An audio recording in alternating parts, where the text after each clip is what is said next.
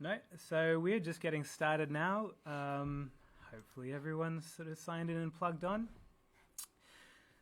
Grace, okay, it looks like it's all gone live okay. And I'm just going to work through my checklist and do all the bits and pieces that I should.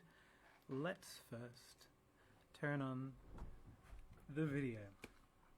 Actually, I might keep the title while I do the. So is there another microphone? Yep. So I'm just going to go through the process of the intro and say, let me stick this Logitech up there so you can see us. And I'll walk through all of the bits and pieces. So thank you for tuning in. This is a bit of an experiment for us. Obviously, we've been trying to respond to the requirements for social isolation, but it's also quite a nice way of showing off the bits and pieces that we've been doing. We would love to have you here for a big opening, but hopefully this is the next best thing. And hopefully it'll be fun for everyone, as fun as a nice opening.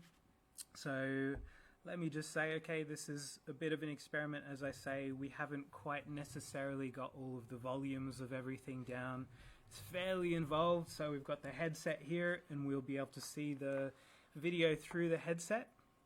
So what we'll be doing is a demo of the VR project that Tarik and I worked through, and then we'll be answering questions and just fairly informally talking through what we've done. We might even go into the behind the scenes and talk a little bit about how everything is put together and how we, in the last 2 weeks that we were working on it, just the process that we went through and how we were sort of putting everything together.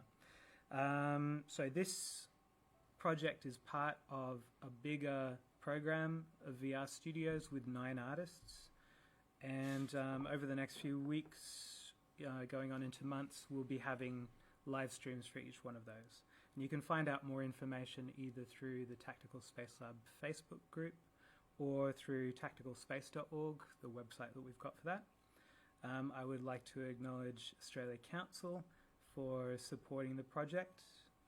They're very generously supporting our 9 artists. And they actually supported the VR workshop that we did in 2018 as well, which is sort of an intro to what we're doing now. We are going to take all of the live stream videos. I think this individual who's just maybe appearing in the wee corner. Josh from Office Dog is going to be doing some of the documentation of our projects as well. And all of that and these live stream videos are going to be put up as archive. So you're going to be able to watch through. We've already done one live stream with Nick Cassie, which should be up on Facebook for you to watch if you're interested. And yep, fairly informal. We'll just do our demo. If you have any questions, then just bang them in the comments and we'll try and answer them as they come up. There's about an 11-second delay between you saying something and us reading it. So for example, if the microphone's not working, then let us know, because that would be good to know. All right, let's intro to the project. So the artist for this workshop is Tarik Ahlip. Do you want to intro? Tarik is a fantastic sculptor and installation artist and architect as well. Thank you. Where do I speak? So come over here. Let me slightly adjust the microphone, and you should be picked up from this one. Okay. Is that close enough? Yep. All right. Yeah. I don't really know how to add to that introduction, but yeah, That's all right. I guess I've been focusing on sculpture for maybe the past 6 years, I guess, but I guess not in a very generically neat kind of way. So it's, I suppose, crossed over into painting and I guess into other modes that kind of have affinities with architecture. But yeah, this project was kind of interesting in that it's actually the first thing that really kind of took architecture as a kind of focus, and I suppose we'll get into that a bit later, but that's kind of yeah, architecture is something that I used to practice before becoming an artist in more earnest, I suppose. Am I speaking loudly enough? Yeah, I think so. They can turn it up if they want. That's the level. As long as it's up to the green, then that's all good. Oh, okay. Yeah, because I'm always told to speak up. So just do like an angry emoji if you can't hear me.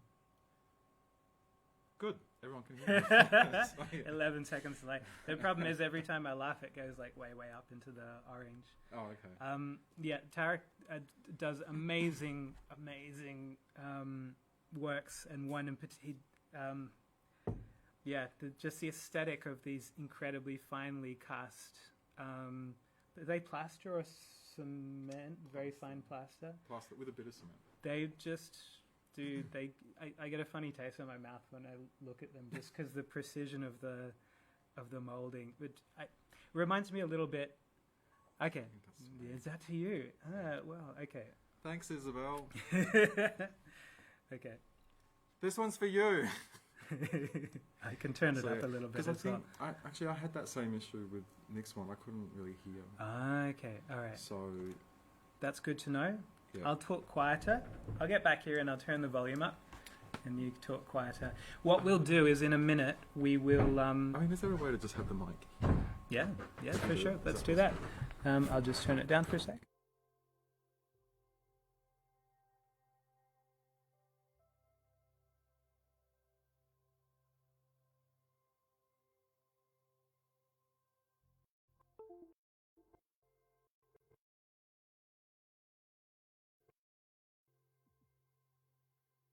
I think. There we go. Okay.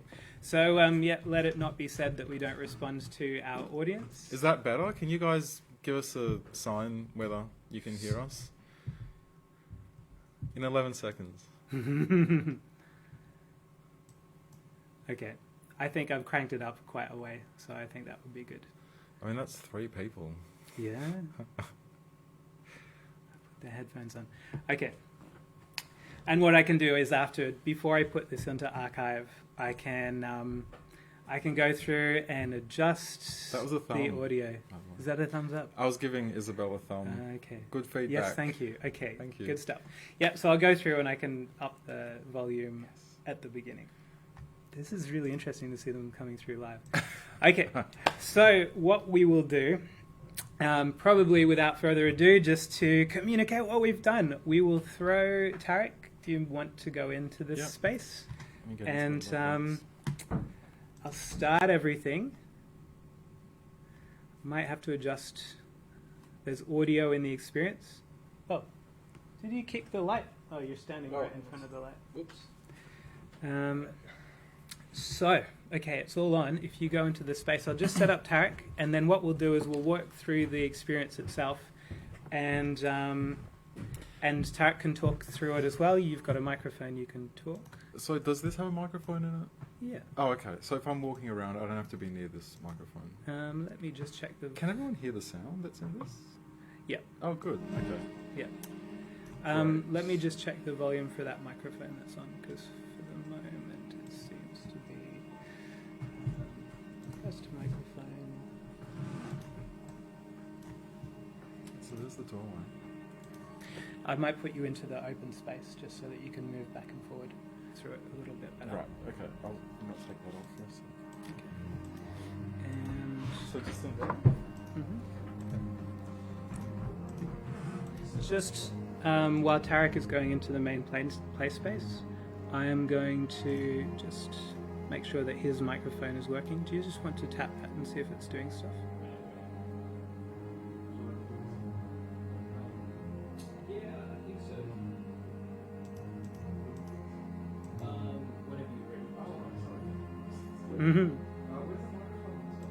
Well, it should just be working, but I might have to add another one.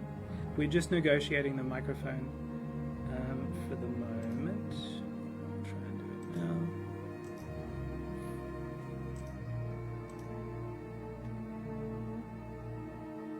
Desktop.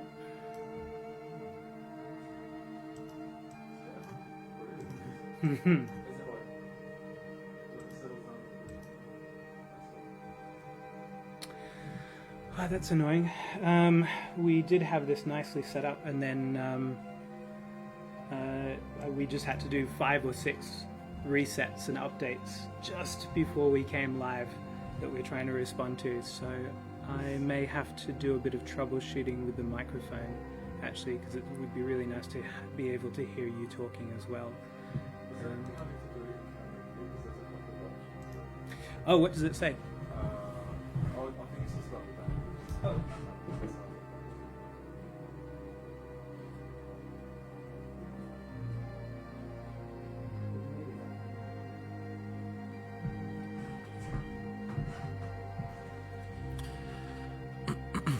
How's everyone going? So there's a bit of technical stuff. So yeah, the VR hygiene mask. It also cleanses your pores. It's my stand-up routine. How are we going? Yeah, good. I just it's annoying that we haven't got the microphone going. I think you're good to go in, but I'll try and debug it while you're in. Okay. So if I'm yammering away, no one's going to hear me. Yeah, until I try and get it working. Okay. It might be helpful, right? Or I'll just do it while you're talking. can I? Okay. Right. Okay. Okay. Alright. Why don't you do it in here? To be picked up. I'll try and fix it if it doesn't work. Then maybe I can go into it after you've gone. Where's the other camera? Do you want to go in and I can just?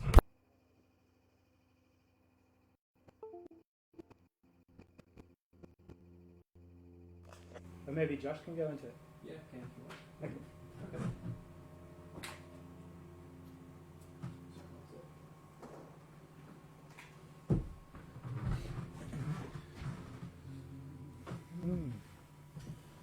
Oh, shit.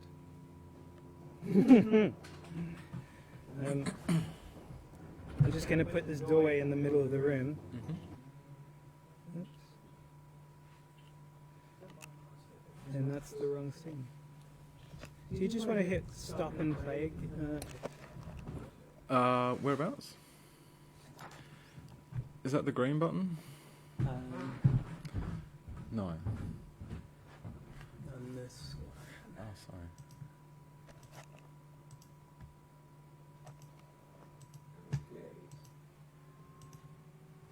Okay. Alright, so we can take the title away. Here is what Josh is seeing. I'll just put him into the space and then we'll talk through, and hopefully in the midst of it, there's your right controller, there's your left controller, and what you do for this one is walk through the door to transition. Can you see the door? I see Oculus Link Beta. Oh, hit, yeah. Enable. Yeah. Okay, turn around. Right. Is the door in your eye? No, it's down it's down at my feet. It's like about there. Down. Let's redo the Okay. What do you need me to Can do you guys something? hear or- the soundtrack? Just type something if you can. So they can hear the soundtrack? I just asked them. And what did they say? 11 seconds hasn't passed yet.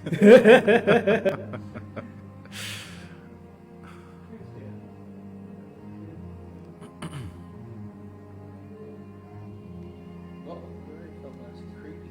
Oh, did it? Well, it's just like when I first went in, the door's like that high. It's for cats. It's a cat door.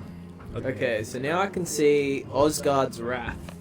That is... And Job Simulator. correct. Let's get it going. Well, this Happy one... birthday, Anna. Ah. It's Anna. Ah, cool. It was her birthday. Okay. It's amazing. Happy birthday. that- Oh, I'm in the Okay, door. Okay, right. Cool. Right. So Josh is now... The other Josh is now in the Okay. space. Yep. And while he's doing that... the Oculus microphone is working, so we can hear him now. That's Oh, okay. great. Okay. On 2 different microphones, which is unnecessary. Beautiful. Okay. Let's remove this one. Okay. So. So that took a little bit of time, but I think we're now sort of set up. Okay. Okay. Oh, that was quick. Yeah, I think Josh, maybe make more of an affirmative step forward when you go Through the door? doors. Yeah. Okay. So going through that door again will...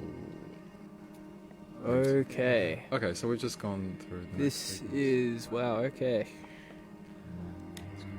Good work. Well, I mean, if the Oculus microphone is working, maybe I should just jump into that. Okay. Should I? Sorry, Josh, you've kicked off. Sorry. I'm done? Yeah. Okay. I mean, I kind of like being in the corner of the screen, right? We could do spectator. So, John A. Douglas pointed out earlier that he liked the lighting for this one. And some element of setting up the lighting for these different rooms was inspired by different directors. Yep. But maybe let's get to that. I think we should go back to the first place. Can we do Okay. that? Can Yeah, we yeah. go back to the first place? Yep, and I'll stick you in. Okay. Whoa. All right, cool. All right. Okay. Fired. I think I might jump in because I think the microphone there is going to be working. Okay.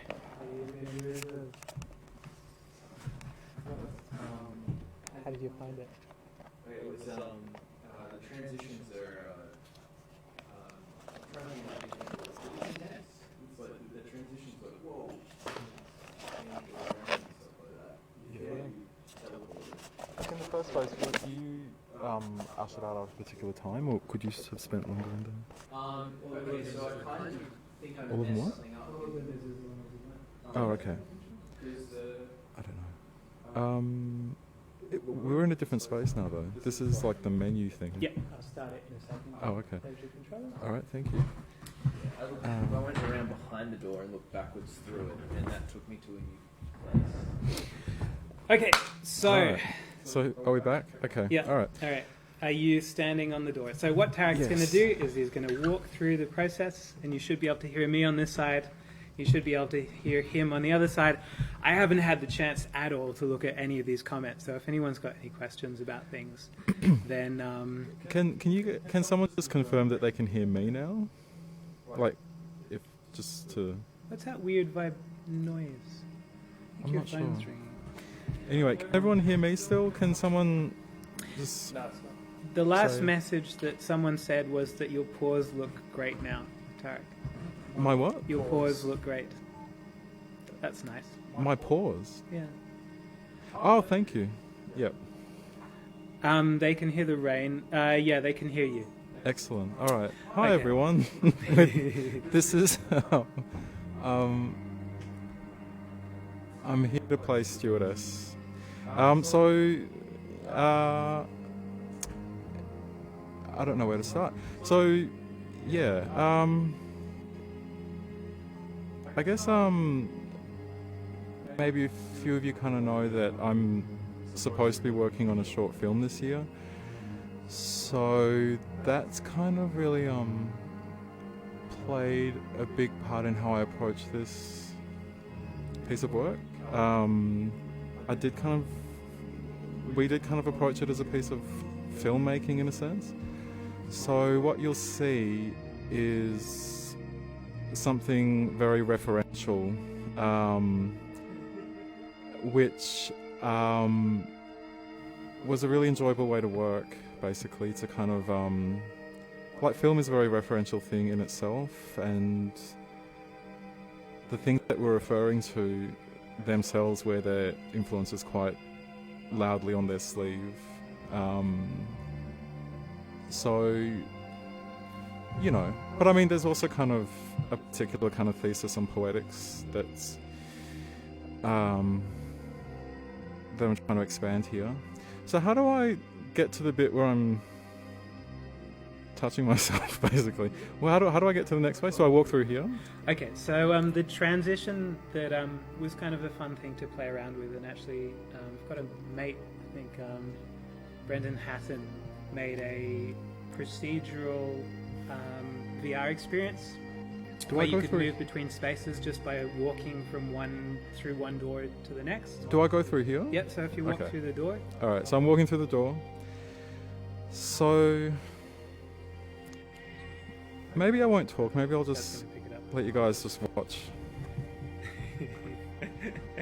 This is all some Tarik's exhibitionist agenda to get everyone to look at his torso. Pretty much. Pretty much. I don't know, there was something about the timing of this and just the sensory thing about this technology that seemed to bring about a real interest in my own body somehow.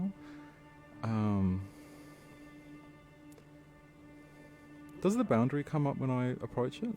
We can't see the boundary on here. Okay, because the torso is actually just outside of the boundary, but there you go. Hopefully you can kind of see what's going on in profile. Yeah, on this side from the live stream, we can't see the boundary coming up at all. Okay, so we're all good. you can kind of see the contours. Yeah, and I mean, guess. in terms of doing interesting things in VR, I think we both, when Tarik's idea to do this video projection and kind of weird mix of kind of things that look like physical surfaces. So there's a way of rendering surfaces called PBR, which where a surface has got color, but then it responds to light in a particular way and all that sort of stuff. So you can see the tiles of that way of making a surface. But then other things, we've got video, which is just like really just overlaid, not trying to make it look like it's physically exists in the space at all. And then this one is kind of a bit of a mix where you can see the shadows and the light on the shape of the torso itself, but then have that video there. And I don't know about you, Tarik, but when I saw this See you later. pop up, when I saw that shape and the sort of 3D sense of that torso having that projected video on it, there's all sorts of things that you do in VR in games to try and create the sense of a body. And it's not normally anything like that, but that gave this really particular sort of visceral sense of a body. I just walked into a piano. Yeah, Tarik just walked into a piano. Is my beer on the piano? No. Oh. Can someone Sorry. That's a very unquarantined question. Yes, please. Thank you. So some of it is just sort of looking at that interesting ability to play around with architectural space and create atmosphere in VR, a lot of it through the lighting. So you can see for this one, that sort of Kubrick-style lighting that we experimented a lot with. Do you mind if I Yeah, mention something absolutely. about that? So that mannequin space, just briefly, there's a whole bunch of ideas here that I kind of see this as like this work as a kind of work in progress, if that's okay for me to say. Yeah, absolutely. So there are a lot of ingredients that were kind of put into the mix, and I can kind of see how they would have simmered down into something more concentrated, but I kind of feel like there's a kind of like certain thread there, I guess, to do with exploring paternalistic structures and male attitudes towards the body, and a couple of directors that have been really in the foreground for me lately, and while thinking about this work, have been Kubrick and Pasolini. So that torso, for instance, that kind of there's this obvious kind of thing about that frustrated kind of attempt to draw some nutrition from the male chest, and that's a kind of nourishing gesture that kind of, I guess, conventionally men can't really make. And I think maybe there's a bit of a fetishistic kind of thing to do with that, but basically I kind of was interested in looking at the relationship between male views of the body, and tending towards this kind of very fetishistic thing, and architecture and kind of civic structures. So there was going to be like a whole thing about police in here, how, you know, I guess in a maternal kind of social matrix, there is that nourishing gesture. What is the kind of equivalent in this kind of world, where that matrix is set up in a paternalistic kind of way? And for me, it all seemed to suggest control. And fetish is a odd form of control because it's a very focused, atomized kind of way of looking at sexuality. Sorry. Yeah. Maybe it's better for you to, because like everyone, the audience is missing out your. Oh. gesturing. So What you're saying is so good. I'm playing with the boundary. How do I progress from this? Because I'm actually right up against the boundary, So turn around. and I can't approach that. So that object. Should I talk about that object? The one, no, people can barely see it. Oh shit. Okay. All right. Should I go through the doorway again? If you want to, but I don't mind being the No. driver if you want to talk through, because it's. I'll go through the doorway. People can't see you talking through it. It's just my face in the corners that looking normally while you're talking about the regular. Okay. What I can talk about is my character is that this is pretty much a proof of concept or an experiment. So all I do is get us to do is it's 2 weeks, which is kind of by design not really long enough to get a fully polished workout. And really the focus is on interesting, aesthetic experiments, just thinking about how we can use VR in an interesting way. So some of those might be, hopefully not too contrived or distracting about things that transition between space by walking through them. Mm-hmm. It's something that's kind of a technically interesting thing to do to just explore with the presentation. Yeah. Things like the use of projection video and things like that. Some of those things might be more technical things that are interesting to experiment with. Yeah. All of that time, I think my microphone was off. So what I was saying was talking to Tarik's comment about it being a bit of a proof of concept. That's kind of the concept of. Someone commented that the sound dropped up. That's just because I left the volume off. So thank you for. What, my sound or your sound? No, my sound. Just when I was giving that little bit. Oh, So I what see. I wanted to say is Tarik talking about how this is sort of just like a work in progress. The VR studios are by design set up to just to explore concepts and to experiment. So they're not really. 2 weeks isn't really long enough to do any big, polished outcome. So really the focus is on just sort of experimenting, throwing things at the wall and seeing what's interesting. And as with the 2018 studio, this one, it doesn't, it's I think enough that we can start to get a feel of what's interesting and what works and, really get a feel for things. But the focus isn't really on it being a final project. It's just doing as many experiments as possible. So there are interesting, really fascinating ideas in here that will become something else. Do you want me to drive now so you can go through and talk to the concepts? As in drive, you mean step into the headset? Yeah. Yeah, sure. Okay. So I'll swap over with Tarik now. Well, maybe I'll just jump into the next way. I just Okay. want to, because I don't think I've actually been Oh, yeah, to. sure thing. Yeah. I don't think I've seen it properly. Okay. All right. So this is the room.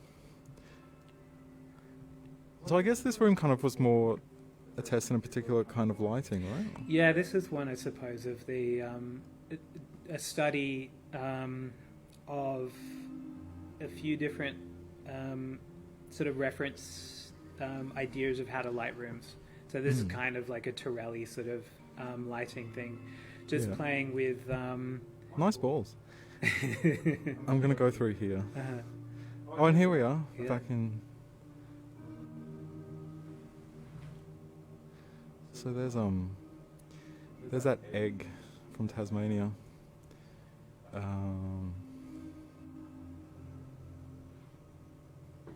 All right. Well, do you want to jump in and I can Yeah, sure. yammer And then on maybe, a bit or something? we've got a fair bit of time if people want to see what's behind the scenes of it, or talk about how we put everything together. That's something we can do as well.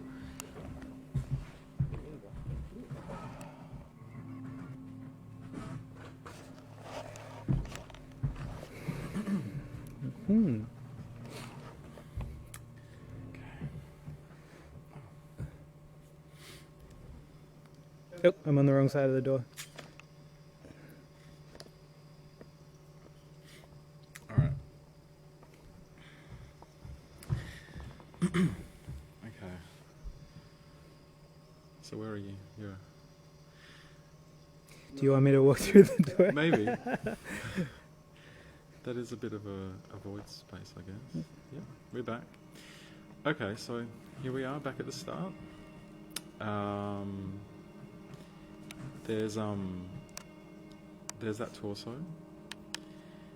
For some reason, I just kind of imagined it as being a torso with one kind of convexity to it. So I can try and get a bit more of a idea of the shape. And it was kind of interesting making the form that's projected on. So we kind of went shopping online for it basically and just found this torso, really shorthand, kind of classical kind of thing with the arms lopped off. And, but it was kind of interesting to kind of play with it and kind of pitch the musculature kind of halfway between genders in a sense. But yeah, this kind of thing focuses on that frustrated gesture of, trying to draw milk from, I guess, the male chest, which is nutritionally void. And yeah, the black gloves, I think that was going to be gloves, but that was kind of fortunate luck. Josh had those kind of there, and it kind of gave it a bit of a fetish thing, I suppose, which was one of the things that I was kind of interested in exploring about this, because I don't know, I'm open to other people's fetishes, but I don't really have any of my own, so to speak. And I think it kind of has to do with my understanding of it. Are you sure we haven't discovered one of your fetishes, Tarik? Well, maybe. I actually was kind of like, I think it was just kind of maybe just there's kind of like this really oddly elevated mood that I was kind of experiencing in the first couple of weeks of lockdown, and this work was actually kind of made when the prospect of a national, if not worldwide quarantine was going to be a real thing that was going to be enforced. Yeah, it was shot in real and then transferred into the VR thing. Yeah, so there was kind of like this real elevated feverish hysteria that I was kind of going through, and I was kind of getting my head around this technology, and originally this was going to be a work about technology, I suppose, about my frustration with technology as a kind of person with a very lay person's sense of technological literacy, in that I know the kind of utopian anarchist kind of promise that technology has, but that most people will not be able to access because we simply can't get past the interface that is given to us commercially. Anyway, the work was kind of going to be about that in a sense, but yeah, like I said, just this kind of like elevated, feverish kind of mood that I was kind of in, and the distance that we had to kind of keep from each other, it kind of brought out something quite genuinely exhibitionistic in me. So I kind of I really wanted to make this work about the body and about control, how control is a paternalistic kind of device, and this work was going to be very camp because of the note of excess, but also because of all the references that were coming up. So this was kind of like an exercise in making a film, in a sense. So I guess in a lot of VR things, or ones that I guess have kind of provoked a lot of thought or discussion, there's been some kind of element of agency that's involved, and then there's a kind of ethical situation that's presented by that. I didn't really know how to engage with that kind of concept, so this is a very passive work, and I think that was actually the kind of mood that I was in terms of media at the time. I kind of was just cycling between elation and despair, and but in a very kind of passive way, like just being overwhelmed by media in a sense.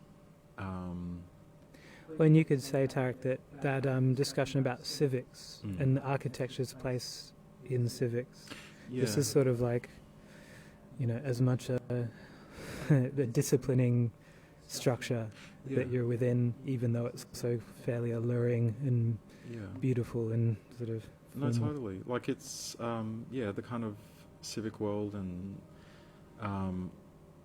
architecture kind of was something I was kind of considering in this kind of sense, because it seemed to fit into this thesis of exploring I guess the paternalistic. So there is a relationship to nature that's extractive and that considers it as a bank of resources rather than something much more intimate. And like there was one thing that I feel I should mention, because it was actually going to be the heart of this work, was videos of police, but kind of abstracted in a kind of way. Well, we just had the we're kind of focusing the checkerboard. Yeah, the checkerboard's kind of I guess a symbolic kind of thing. But yeah, one of the things that was really enjoyable about this, so they're kind of, I'm not streamlining this very well, but one of the really enjoyable things about this was just jumping from enthusiasm to enthusiasm. And they all, when I talk about ingredients in a pot, I know that they kind of will taste great together and will make a great stock once they're allowed to kind of simmer. But for the moment, it's things kind of everywhere. But one of the really enjoyable things about this was treating this as a film exercise, and I'm thinking about making film, and I think it's probably something that's quite common to a lot of amateur filmmakers who have more confidence in style and taste over technique, and I think that's a really successful approach at times. But the joy of this was kind of finding all these references that I enjoyed, and then just putting it in, and Josh and I kind of shared quite a lot in common. So there was a kind of mutual fascination with Kubrick, I guess. Like Kubrick, Greenaway, in my case, Pasolini, and I guess the Kubrick kind of thing was really directly referenced in that space with the white gridded floor, that lighting from underneath, a kind of really simple but effective. What's the word? Well, what were you saying? Because we had a bit of a discussion about what the consequences of lighting in that way were, and how it was sort of a turning. It's a subversion of like just daytime atmospherics. So, the lighting is very diffuse in that room. There are no direct shadows, which is kind of what daylight is. Like it's diffuse, but it's subverted. So it kind of like, you know, it is like a nocturnal thing, and I think there was kind of like a somnambulistic kind of thing that we're kind of going for as well. And a weird sort of uncanny element to it, that it's lighting the parts, so the tops of, in the Kubrick reference, it's all this kind of Rococo furniture, and all of the tops of everything is in darkness, is in shadow, whereas the bottoms of everything is lit. So it's like almost all of the highlights and all of the shadows are sort of turned upside down, Yeah. but in a way which is still kind of legible in a weird way. Like, I love it because it's like the kind of uncanny effect isn't something you can straight away put your finger on. Maybe, I don't know, but that's it is in my case, I suppose. But yeah, like, I don't know, like one thing that's, I guess, a consistent thing in, I wouldn't say necessarily in my work, but just in my kind of moral being or whatever, is how we relate to, I don't want to say nature, because I feel like nature is actually quite a saccharine, empty word, but it's, you know, everything outside the social, in a sense. And I guess, you know, I'm not even going to try to like structure this in any kind of like logical kind of way, but yeah, like I suppose a lot of what I concern myself with is language and poetics. Poetics, like this piece really is about poetics as a kind of strategy for, I guess, reordering our priorities. You know, I feel like language, in the same sense that, like, language is a very paternalistic kind of tool that structures our thought in the same way that architecture structures how we use civic spaces.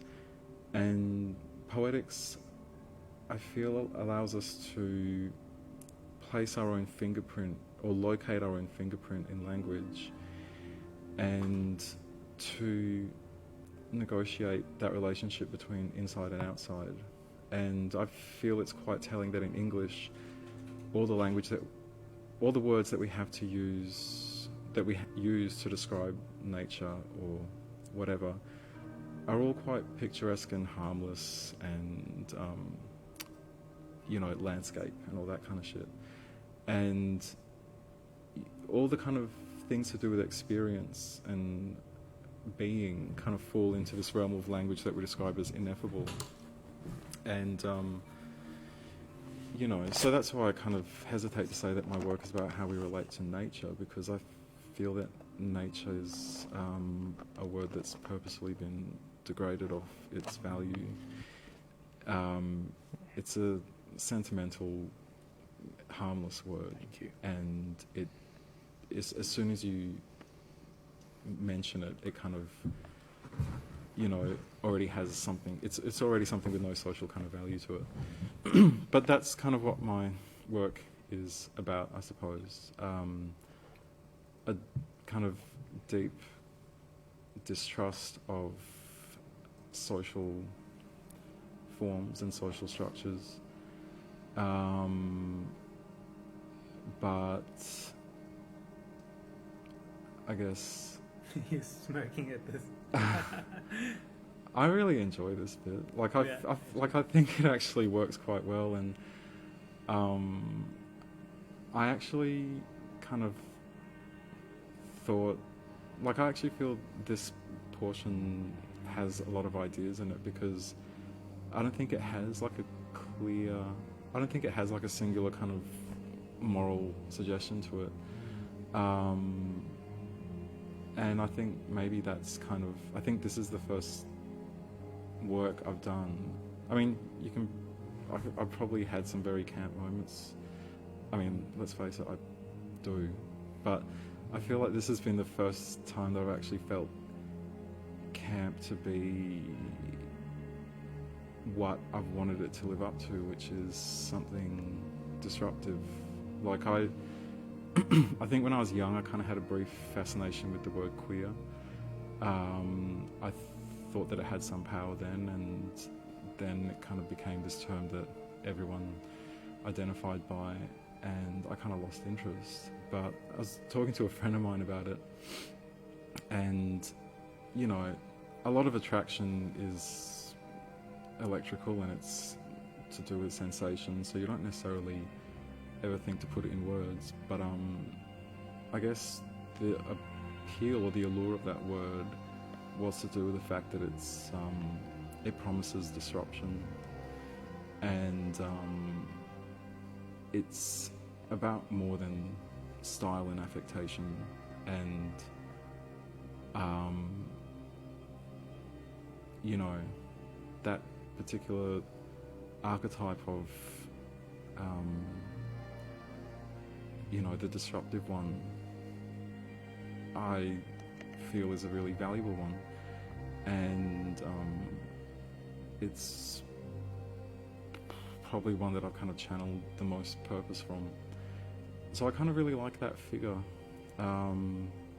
because I don't know, I actually quite, like, personally, I actually felt that was, you know, if I was to kind of objectify myself, that's how I'd want to do it. I'd want to do it in a kind of disruptive way, and like, I actually, like, for me, that was like beyond just being exhibitionistic in the sense of owning my own image. Like, that was actually kind of sexually thrilling, and it reads as well, just as, you know, as I was saying, heaps of different ways of trying to create something that when you go into VR, some things kind of come along for free, so you get a sense of presence in physical space. And then, you know, if there's a big drop, if you're standing on the edge of a cliff or something, that's a very sort of bodily thing that you can't really, it's hard at the very least to resist. And then having a character in a space, often those totally fail. Like, whatever, you know, it's not just what it looks like or anything that gives that sense of that having agency and being a person. But the torso, for me, is really interesting because it reads with a bodiliness to it in a really interesting way. That you often, you know, if you try and do a 3D model of a character and it's animated and it's walking around in front of you, I think we were saying, like, John A. Douglas's like performance stuff that we motion captured worked quite well because the gesture, like the agency, was communicated in the gesture. But you know, that kind of benefited from the fact that you couldn't see his face. I understood that it was more gestural than sort of a figurative type thing, if that makes sense. yeah, But that thing, just standing in front of it, it's pretty magical to see what happens when it goes through that transformation as well. yeah, and yeah, I mean, like, that was something that I thought was kind of, like, I mean, just talking about referentiality, I feel like I probably should mention that, I mean, that's not a particularly novel thing as well. There are other artists that have kind of done that thing of mapping onto... Yeah, sure. Like, didn't Julie Rapp do that with projection on sculpture or something? Yeah, but I've not seen it in VR before. And I know that's, like, such a cheap shot to say, like, oh, let's do it in VR. Right. But it's, I mean, I think in some ways, if you are... In some ways, maybe a live projection onto a sculpture reads as an image in a way that having that thing with it wrapped over doesn't quite. You know what I mean? It's like not a TV with in a novel shape sort of thing. It's like yeah. No, I think like one of the kind of vague ideas that I had going in that I was kind of interested in was distorting video by kind of mapping it heavily, or like draping it basically onto objects or sculptural kind of things. So kind of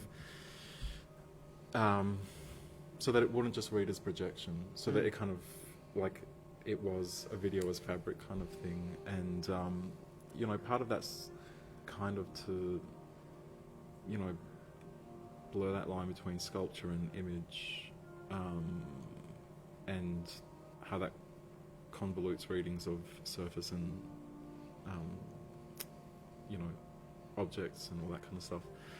There was something else I was going to say. Oh yeah, one idea that I kind of want to mention briefly was this space. So it was like this space reads as architecture, but it's I guess for anyone that's kind of done any of this in modelling programs, it was basically like a shape that's then extruded around. So this idea of architecture as sculpture, you know, that kind of thing. And there are kind of other sculptural ideas that I've had. So one thing that I wanted to do with these ones, these are actually kind of tests of a sculptural idea that I had that I'd like to explore at some point, which is, you know, carved marble pieces that have latex accents to them, in a sense. So these were kind of like sketches for what that might kind of look like. And yeah, there's, you know, this thing where, you know, is it a body or an object? Is it, you know, is it sentient or is it functional? Which is a question that all good furniture should make you ask yourself. But yeah, these were kind of like playing with those kind of ideas. So yeah, there were kind of a lot of ideas in there that I'm kind of quite resolved to add to, subtract from, and kind of finesse as time goes on. Because yeah, I guess this has been like I've always felt quite like, what's the term? Quite assured about something, but I've never been able to say what that something is, and I feel like I felt a lot of conviction, but I just didn't know what that kind of conviction was. But I mean, I should say that it was really nice working with Tarik within the context of this studio where,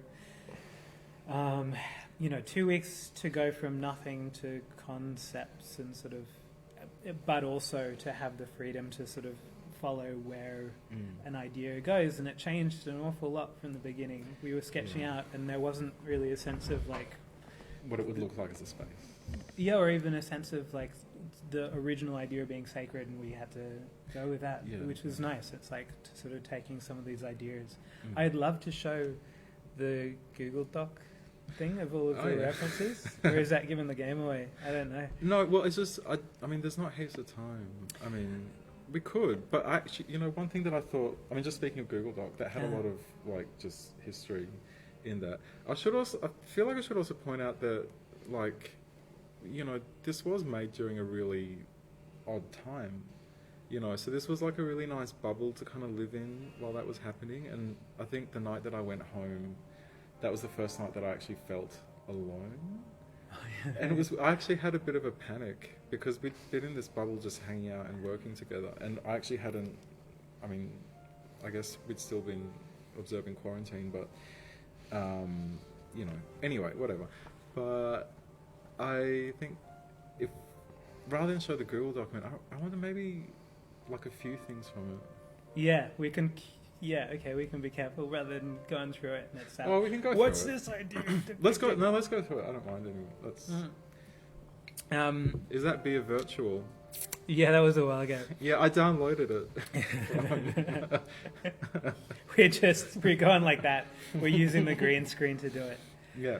Actually, having said that, if you have any questions before we sort of go in, or while we're going through things, if you have any questions, then just stick them in the comments and we can... Is everyone quiet because they're fascinated or because they've decided this is boring and they've gone? Who's actually still here? Or is this just in the background while you're watching porn or something? Can you please talk about the melancholic violin soundtrack? Yes. Okay. So it actually is a soundtrack by John Cale to a film called Paris s'éveille, which is by Olivier Assayas. It's like a, I think, pre-90s film of his, Olivier Assayas.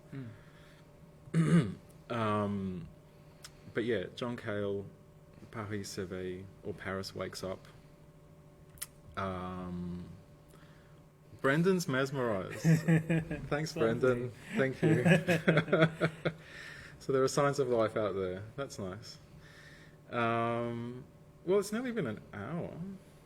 Yeah, they're doing well. Does this very much engage? Thank you. It doesn't end. We have to actively end it. You've So got we to could keep the party going. If we wanted to start DJing now, we could go for another 9 hours. Okay, well, maybe we should take some requests. What are you guys going to want to see? I was actually thinking about showing just a few clips of things that I thought would work well in this virtual space. The thing that kind of really interested me about this is that that's what I wanted to mention. Like, just this kind of virtual space, it's funny because everything, when you watch a film, for instance, that relies really heavily on symbolism, sometimes that kind of, unless handled well, it's a matter of taste, basically. But the thing about this virtual kind of space, I felt that everything already was at a symbolic kind of level. So in a way, you're kind of free to comment on things at whatever kind of scale you wanted. So I feel like that's why I am really interested in doing more like this, because I feel that it kind of strikes an affinity with a particular side of me that I kind of censor in a lot of other types of work that I do, because I don't like leaning too much towards the symbolic. But here you're kind of given that kind of freedom. You could say to look normally about narrative storytelling between VR and cinema, the difference is that you don't have control over the attention of the audience, right? Yeah. So maybe you could say that if someone's trying to do something to negotiate symbolism in cinema, they kind of effectively, to the metaphor of VR, they grab your head and point it to frame that shot. And there's the composition of the shot with that thing that you can't, it's very much sort of a forced, here is that thing in the scene, here is the visual language and the composition and where everything fits. You have to be on that same track as the director wants you to be on to look in that direction and either get it or not get it. Yeah. Whereas this, it feels a little bit more, you might say that even though it's not a question of interaction in the sense of sort of running around and sort of changing things in the environment and deciding, any of that sort of stuff, you can look around and it's almost like, some days you're walking around and there's a butterfly lands on your cafe table, and now being nostalgic to when we could go to cafes. But a few things happen, and it's up to you to looking around everything in your environment to read that symbolism into that sort of stuff, rather than having someone go and look, here's the frame, there's the butterfly, here's the thing going on. It's a little bit more softly. And I remember you were being worried a little bit about heavy-handedness of certain things, but it just reads as, it's just interesting. It's a little bit different. No, it's funny because one idea that I'm kind of really fascinated by at the moment is I feel like restraint's kind of always been a kind of keyword that I've really been operating by a lot, but now I kind of feel like the thing that I kind of really want to explore is excess, and maybe it has to do with just this enforced kind of confinement, but I don't think it's simply that. It's I don't know why, but there's something about excess that I'm quite pulled by at the moment, and I feel like this exercise was quite liberating in the sense that you can't really be that subtle with it, especially in terms of scale or whatever. You have to make things that you can physically apprehend, and it has to be at a kind of scale that's always relating to your body. It's not, in a sense it is kind of, it's not quite like real life in the sense that it's not really an environment that you go to study in, it's one that you go to act in. So I kind of feel like, maybe I'm wrong, and maybe there are always exceptions to this.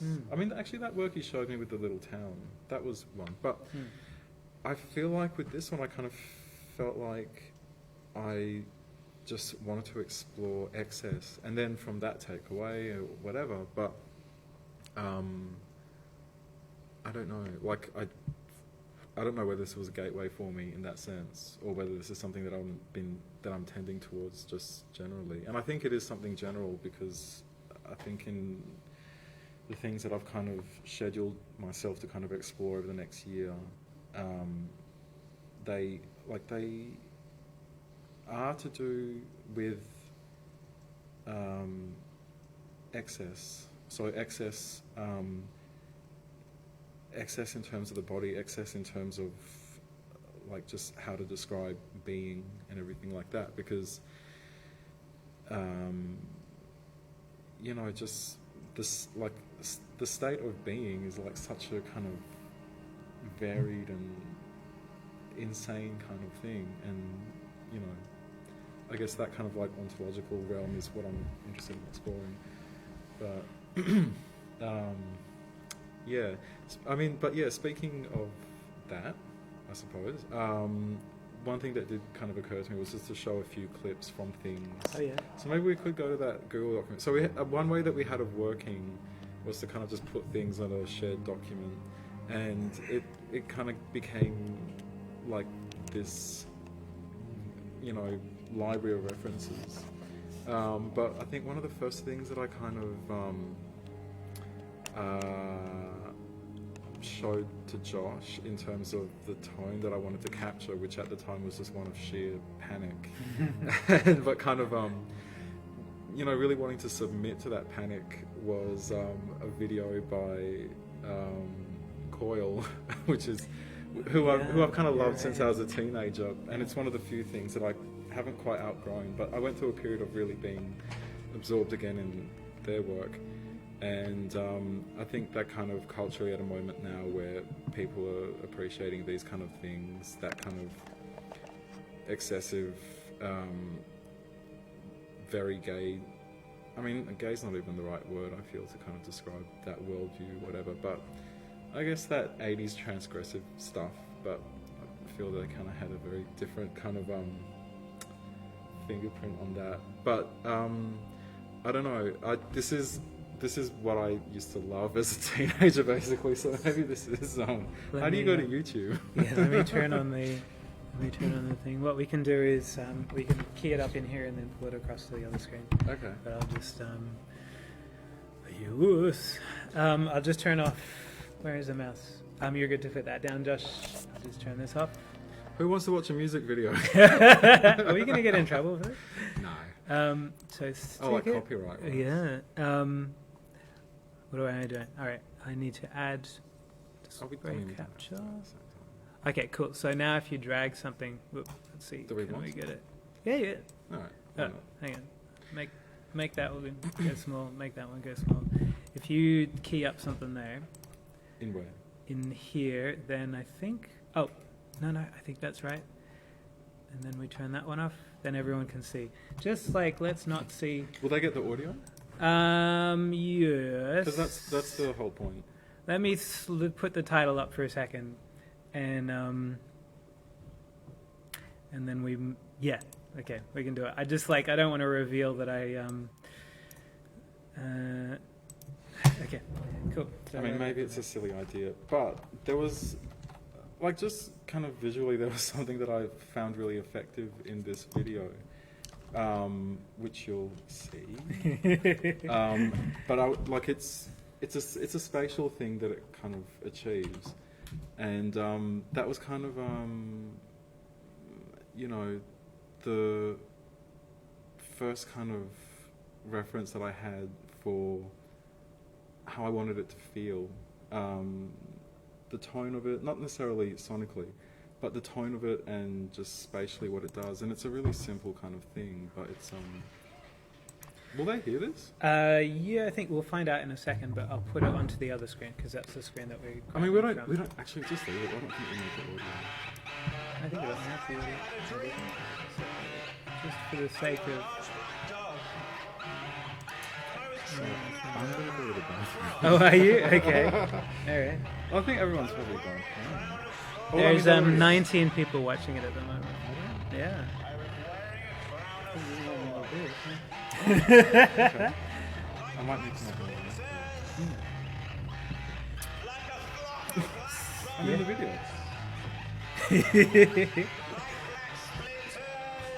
I'll load up while you're enjoying. Yeah, they can put the audio for that. And hopefully, we don't get it removed from. I'll turn it down a little bit just so that they, for the sake of copyright, this is fair use. We're commenting on this music video. And let's. Do we find- need to make that just? I think so. Where's that document?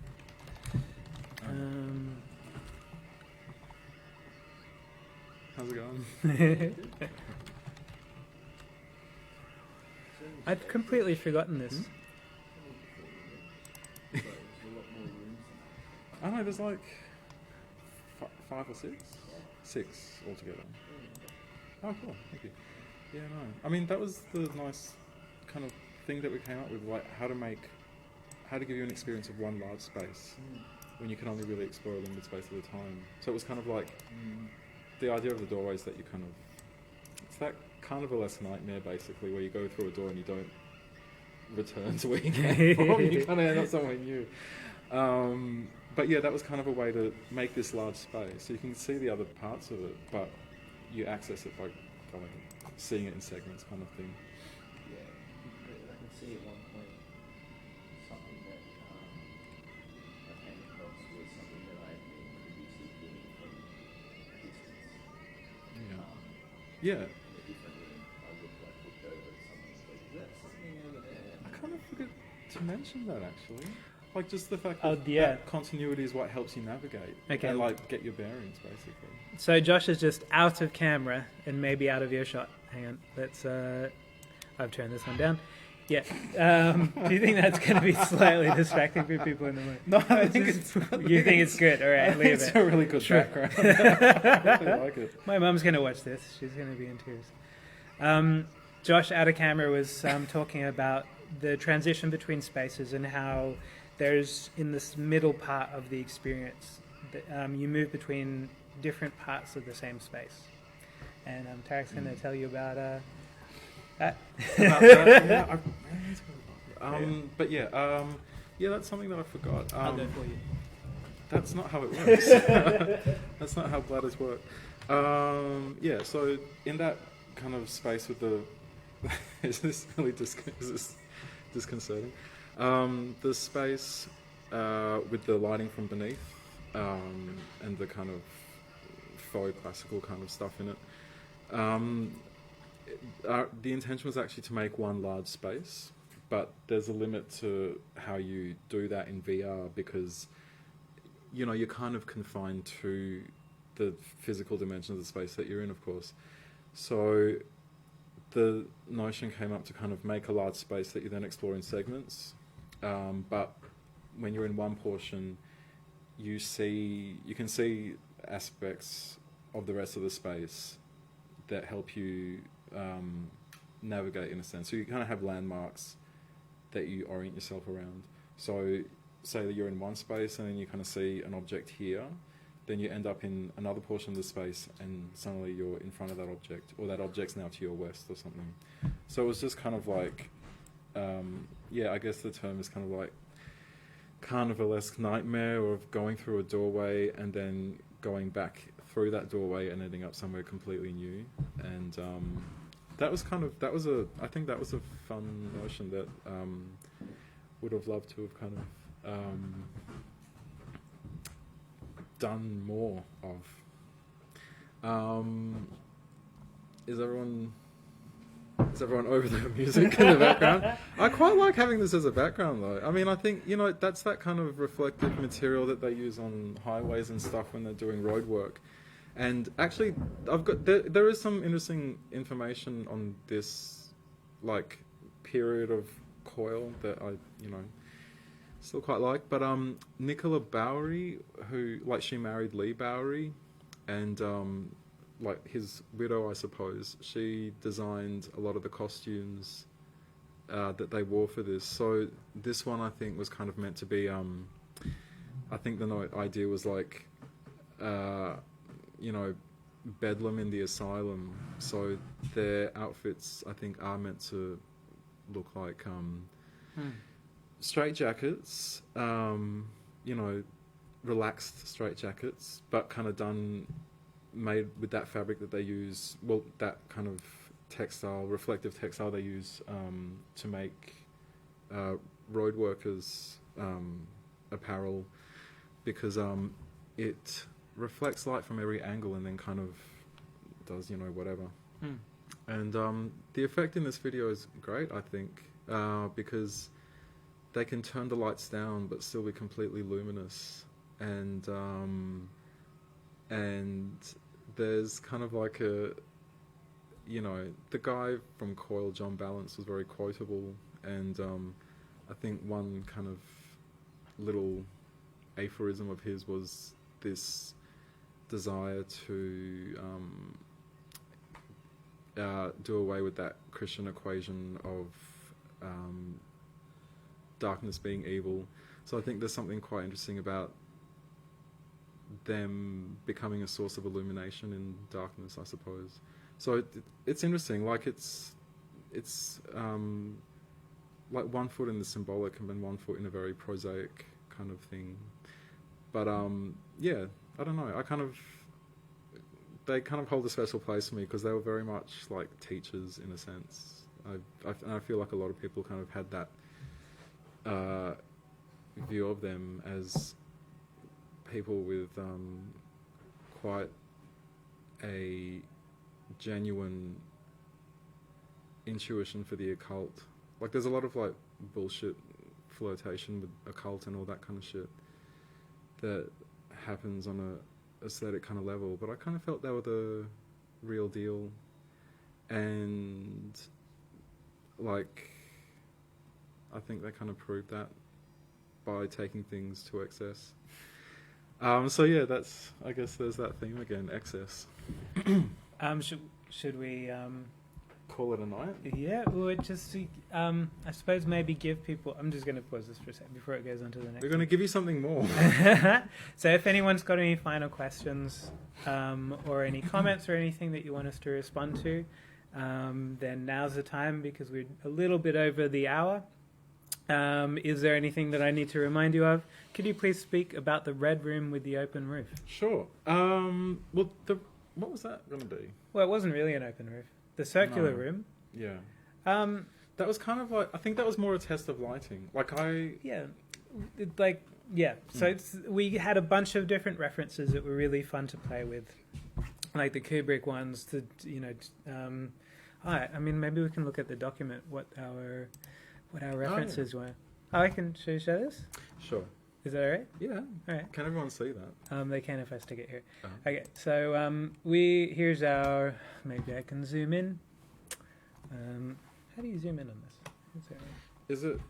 That's for normal, but I think there's another way to do it. Oh, it's working anyway. So some Torelli sort of ones, just interesting examples of architecture. Oh yeah, we didn't talk about Robert Wilson. Oh, we didn't. But I mean, like the whole theatrical thing. I think theatricality was a big thing in this. Mm-hmm. And I think that kind of, like, as you can see, like it's a very referential piece of work. So you can kind of see things here that... some different ideas. Yeah, maybe it lays it bare a little bit too much to see all of this sort of stuff, but it's at the very end of everything, so that's fine.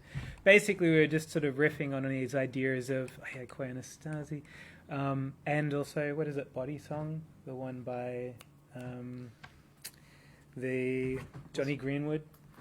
I've never seen that. I think that was more your reference. Okay. I mean, that's like, I have to be quite candid. I hate Radiohead. Oh, wow. Well, Johnny Greenwood, change your mind.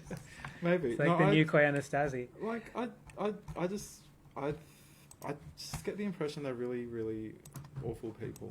I don't know. I just get that impression. We don't have to keep playing that in the background. I need to go back to this. Oops. Oh no. It's cool beans. That's great. Cool. Yeah, so basically that room was a little bit of a riff on the Torelli sort of lighting sort of thing. A lot of the setup was just sort of playing with baking the lighting and to see what sort of effect it would produce. And that one was, yeah, well, Can I like that? yeah, you can hit that. It'll come from me. And also, it was kind of nice to have this a little bit of a separate space because we wanted to talk to those, kind of an interesting. By having that central room where there's enough points of reference where you can get an idea that you're moving around the room. Actually, you might have seen in the document that there was a reference to Super Hot, which is a computer game where the faster you move, the faster the enemies move. So you can move very slowly for things. What are you doing? Okay. But the reason why I was giving that reference is because one thing that it does kind of nice is it moves between a very large environment. Oh shit! What are you doing? What have I done? No, it's still running. Oh, shit. You move between a very large environment in these little sort of snippets. So one part you're in one section, and you can see these shared reference points in the environment, so you know your transition through the space. But what's the term? It's like synecdoche. What does that mean? Synecdoche means like one part being taken for a whole. Oh yeah. Yeah, I so thought that was it's- metonymy. Yeah, it could be. Is it? The two are normally used in this is my spatial theory In an sort of stuff. interchangeable kind of way. Or just at the same time. So it was kind of nice to have this thing where even though you were kind of one-to-one locked to the space because it's a VR headset, and if you move a meter to the left, you move a meter to the left in the VR, it was kind of nice to have this kind of ellipsis in the experience where when you went through the door, you'd move to a different part, and there was kind of like an implication that you were traveling around this much larger space. And then the circular Torel space was there mainly to have this kind of a room that existed within the heart of that. That's right. Yeah. But yeah, that kind of. Yeah. That's pretty much what it was. But I don't know if that became clear. That's Not entirely. Not We entirely. tried That's to. okay. I mean, like, there was the light. It gave off the same sort of light, and it was circular. yeah. I But- think the prospect over that space maybe would have made it clear, but that's fine. Yeah. Whatever. Anyway, but yeah, that was the kind of reference for that, I suppose. We both in the thing? Oh, you're out of... Am I out of screen? Sorry. And should I try and make this... Just will... Where are we now? Well, I can load up. So this is we built everything in Unity. I'll just load a nice something. I think if I can find Thank you, Emma. scenes. I'm going to do personalised shout-outs now. I think, like, we're wrapping up, aren't we? Pretty Yeah. much? Yeah. Is everyone well? Hope everyone's well. Just do a little emoji thing if you're well.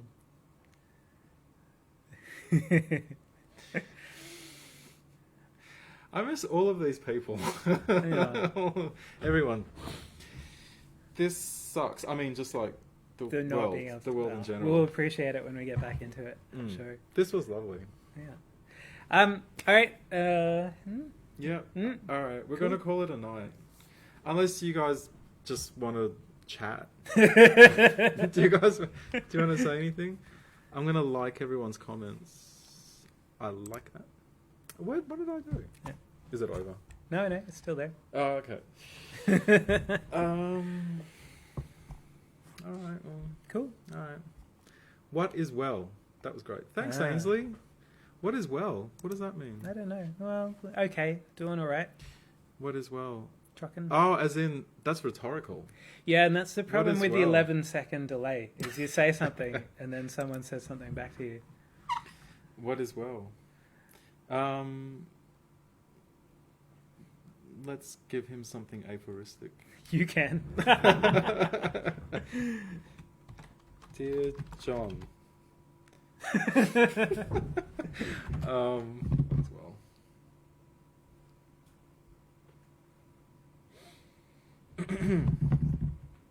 something about it being relative, and I don't. I'm not sure if this is a compelling viewing experience, but it is lovely. Lol. Oh, we gotta laugh. That's enough. Thanks, boys. We're also locked up and alone. I know. Aw. I know. Sorry, Brendan, but thank you both. Oh, our pleasure. Thank you, Jules. Thank you. So you've been a lovely audience and very responsive and very supportive. And I suppose I should spook that there will probably be, I'll be announcing another live stream probably for 2 weeks from now. I think the first artist that we had, Grace Kingston, is wanting to do one just so that we have the full complement of artists sort of in video form. And it's actually quite a nice format. You know, you have an opening and everyone's there and everyone has a good time. It's great. But, you know, you have all these conversations that sort of get lost to the wind at the end of it. And it's nice to have something where we can show people what we've done and have a chat about it and answer questions. And it sort of stays in the world. Our pleasure, John. Great. Okay. Cool. Well, I'm going to get on the button to stop it so that there's not some uncomfortable how do we turn this thing off conversation. Good by the end of it. advice. No, I was just going to say, thank you, Brendan. I'm going to... You need to go to the I'm bathroom. going to put some distance between us now. All right. Thanks so much and see you next time. Thank See you. ya. Bye.